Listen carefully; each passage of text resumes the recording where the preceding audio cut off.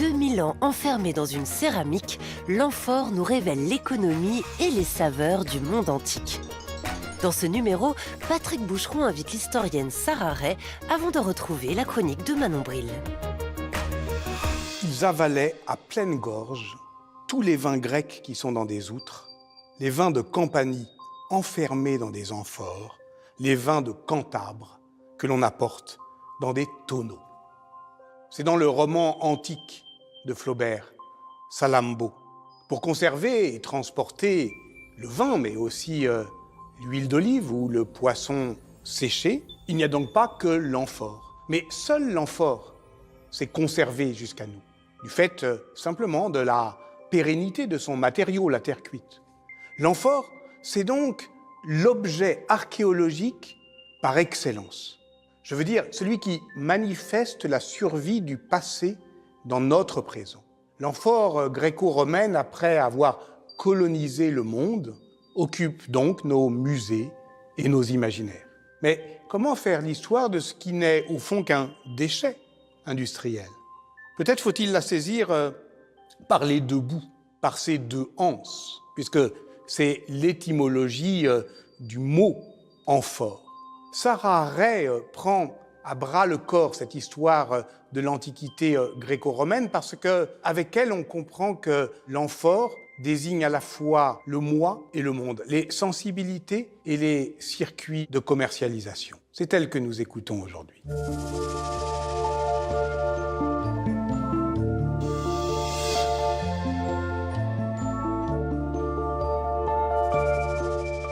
L'amphore est un conteneur très pratique, un conteneur qu'on peut fabriquer en série, à la chaîne, un conteneur à taille humaine. On va le porter soit par ses deux anses, soit par une main située près du col de l'amphore et l'autre main près du pied. Donc c'est quelque chose qui est assez facilement chargeable sur les navires de commerce, puis déchargeable ensuite dans les ports. Mais c'est aussi un objet conçu pour être assez vite jeté. Suivre l'histoire des amphores romaines, c'est suivre une très longue chronologie qui court du 3e, 2e siècle avant Jésus-Christ jusqu'à même 7e, 8e siècle après. Donc on est obligé de repousser les bornes traditionnelles qu'on attribue à l'Empire romain. C'est presque un millénaire d'histoire amphorique.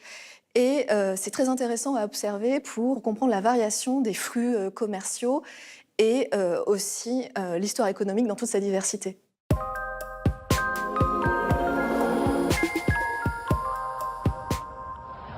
Pour comprendre l'histoire de l'amphore, il faut plonger au fond des mers et des fleuves, à la rencontre des nombreuses épaves des navires marchands antiques qui regorgent de trésors archéologiques. Derrière les drames des naufrages, le monde sous-marin a permis de figer le temps et de nous léguer des amphores encore très bien conservés.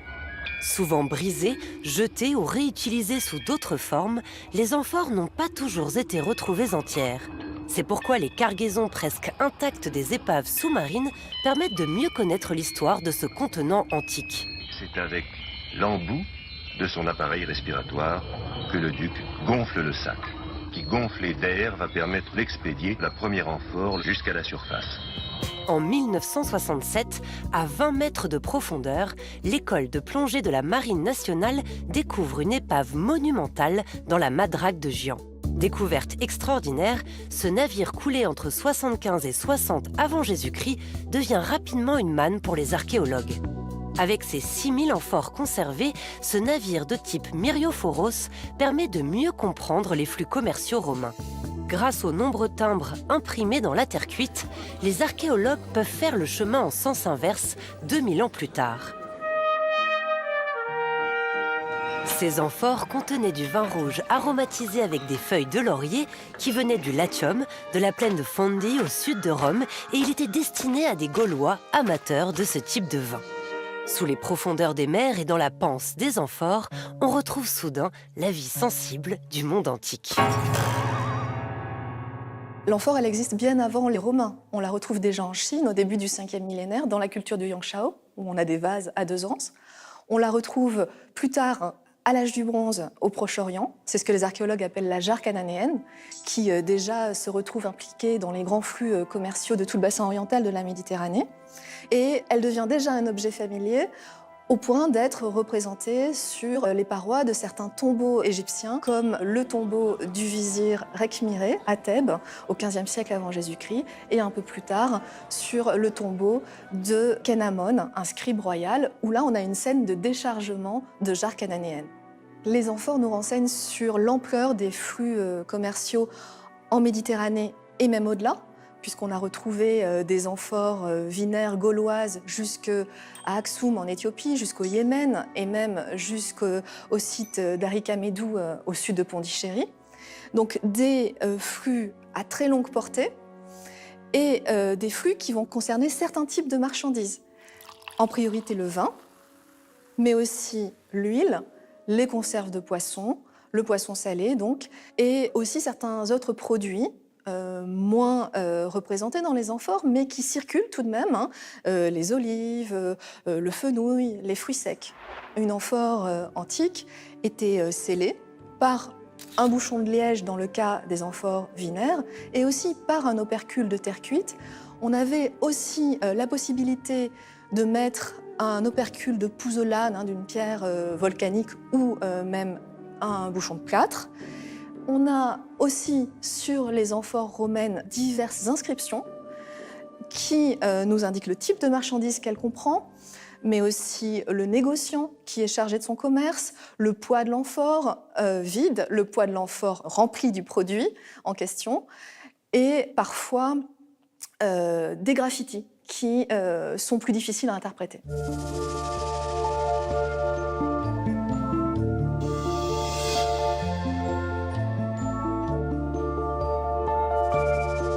À l'époque romaine, l'amphore connaît un véritable âge d'or, un âge d'or industriel parce qu'elle est produite par dizaines de millions, par centaines de millions dans les ateliers de céramistes tout autour de la Méditerranée.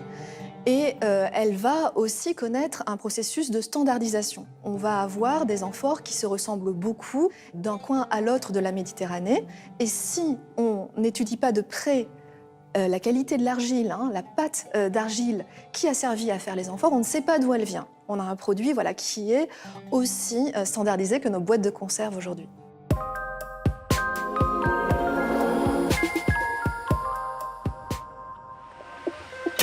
Comment faire pour s'y retrouver lorsque 2000 ans plus tard, les archéologues exhument ces milliers d'amphores ? Lorsqu'ils grattent la terre, fouillent et exhument ces fragments d'hier, ils constatent rapidement que les cols ne sont pas tous similaires, que les panses varient, que les anses et les pieds ont des formes différentes. L'amphore, objet mondialisé avant l'heure, est tout de même un contenant aux allures mouvantes. Alors il faut trier, catégoriser, instaurer des codes pour mieux reconstituer la vie des amphores et comprendre ce qu'elles nous disent en tant qu'objet sur la vie antique. Tout change dans la compréhension de l'amphore à partir du dernier quart du XIXe siècle, avec un personnage tout à fait remarquable, Heinrich Dressel, un archéologue allemand qui fouille à Rome et qui va établir une sorte de première typologie, de première classification d'amphores pour le corpus des inscriptions latines sous l'égide de l'Académie des sciences de Berlin. Dressel fouille au Castra Praetoria à Rome, hein, c'est l'ancien camp prétorien romain fondé au 1er siècle après Jésus-Christ. Et encore aujourd'hui, on va utiliser la table de Dressel, un catalogue en quelque sorte de 45 formes d'amphores. Pour retrouver le contenu de l'amphore, il y a plusieurs pistes à suivre. Parfois, simplement la forme nous dit ce qu'elle contenait. Par exemple, si on se retrouve face à une amphore de type Dresselvin, on sait qu'elle a contenu de l'huile d'olive originaire de Bétique, donc d'Espagne du Sud. Parfois, il faut aussi se référer au Titulus Pictus, donc à l'inscription peinte sur l'amphore et qui va désigner la marchandise qu'elle contient. Et puis sinon, on a aussi la possibilité d'en analyser les contenus. Et aujourd'hui, ce type d'analyse a fait de grands progrès et permet de savoir ce que contenaient certaines amphores à partir vraiment de micro-résidus. Certaines amphores étaient restées intactes, bouchées, cachetées. Le vin y était encore, en lit et en poussière bien entendu. Vous pensez 2000 ans de bouteilles, mais d'autres amphores réservaient d'autres surprises.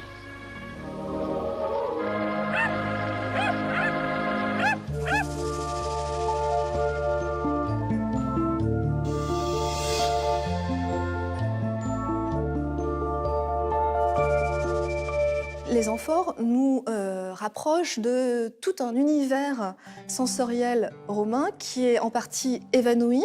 Mais si on recoupe ce que les amphores contenaient et ce que certains textes indiquent, on a tout un aperçu des sensations de la vie quotidienne romaine qui nous réapparaît. Et il suffit par exemple de prendre une épigramme de Martial, ce poète latin du 1er et 2e siècle après Jésus-Christ, pour se retrouver face à cet univers sensoriel des Romains, puisque Martial énumère une liste de bonnes odeurs et il évoque le safran, un coffre contenant des fruits, des arbres en fleurs, mais aussi une amphore ayant contenu du falerne, ce grand cru de l'Antiquité.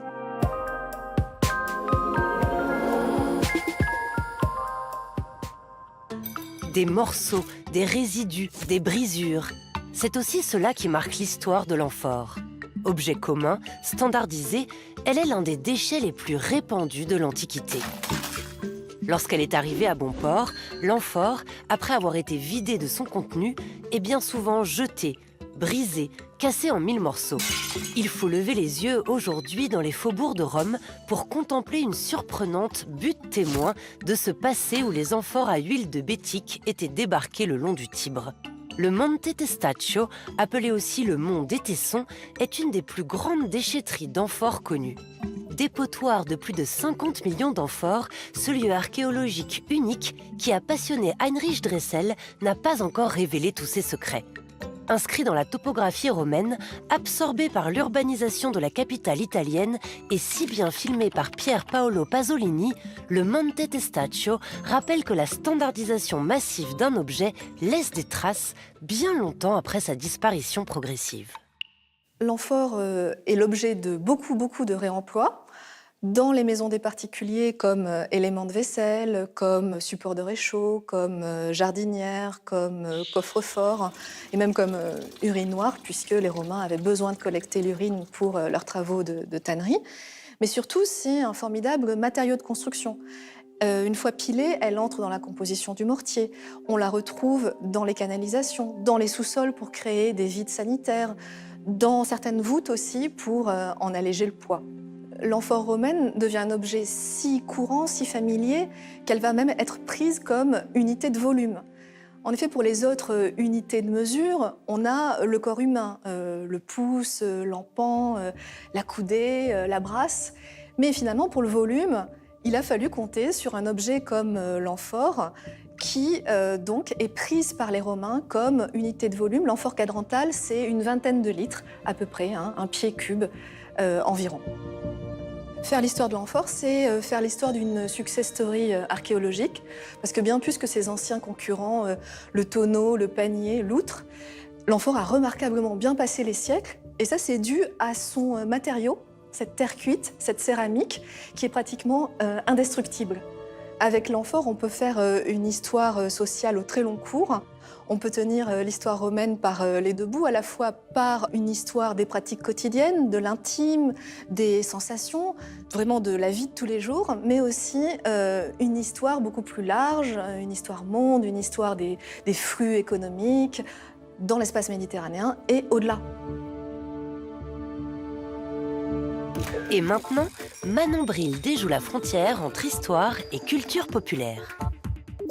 L'amphore, ça fait partie des images très connues et grand public de l'Antiquité. Clairement, s'il y a 2 ou 3 objets qui font penser à l'Antiquité, c'est probablement les colonnes, les statues et les amphores. Cela véhicule tout un bagage de représentation qu'on se fait de la Grèce. C'est pour ça que c'est le cadeau standard et kitsch que vous pouvez acheter dans les boutiques de souvenirs en Grèce, parce que ça fait Antiquité et que vous venez d'en voir plein dans les musées pendant votre voyage. Des souvenirs qui sont produits en quantité industrielle et peu écologique, reproduisant ce que l'amphore est déjà dans l'Antiquité, un déchet de masse. Et comme c'était un déchet de masse, c'est ce que les archéologues retrouvent en masse aussi. Et c'est représentatif d'une civilisation et des usages. Ça en devient un symbole, comme je disais. Ouais, ça fait réfléchir parce que c'est finalement exactement ce que représentent nos bouteilles en plastique aujourd'hui. Un récipient pratique pour contenir des liquides et largement utilisé, produit en très grande quantité et aussi abandonné en grande quantité. Devenu un amas de déchets impressionnant, les bouts de plastique fragmentés qui finissent dans nos océans vont alimenter des vortex de déchets dans les eaux, avec des conséquences catastrophiques pour la faune et la flore. Et les surfaces sont tellement énorme, on estime à 7 millions de tonnes la quantité de plastique présent dans les eaux, qu'on appelle cela les 6e et les 7e continents, à l'instar de la 8e colline de Rome que représentent les amphores. Alors aucun doute que les archéologues du futur bosseront sur nos débris de bouteilles en plastique, et qui sait, peut-être que les touristes de demain ramèneront des petites bouteilles en plastique kitsch pour poser sur leur cheminée.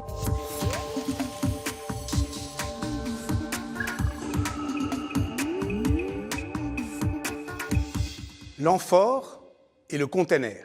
C'est par la mise en regard de ces deux objets qu'une exposition sur le commerce maritime au MUSEM, à Marseille, en 2014, accueillait son visiteur. C'est que le container est en somme l'équivalent contemporain de ce vase à tout faire de l'Antiquité gréco-romaine qu'est l'amphore. Il est, sous sa forme actuelle, apparu dans les années 50. Il est devenu très vite le module de la mondialisation. C'est une boîte stockable, transportable, superposable. Un tiers du fret commercial mondial passe par le container et son corollaire logistique indispensable, la mise en palette. Et d'ailleurs, comme l'amphore, le container a été réapproprié par l'architecture pour loger à bas prix des étrangers, des étudiants, des migrants, mais aussi pour l'éloigner de sa fonction et lui faire acquérir quelques sens esthétiques. Tout cela, on l'apprend en lisant un livre d'un économiste américain, Mark Levinson, traduit en 2011 en français sous le titre « The Box, comment le container a changé le monde ».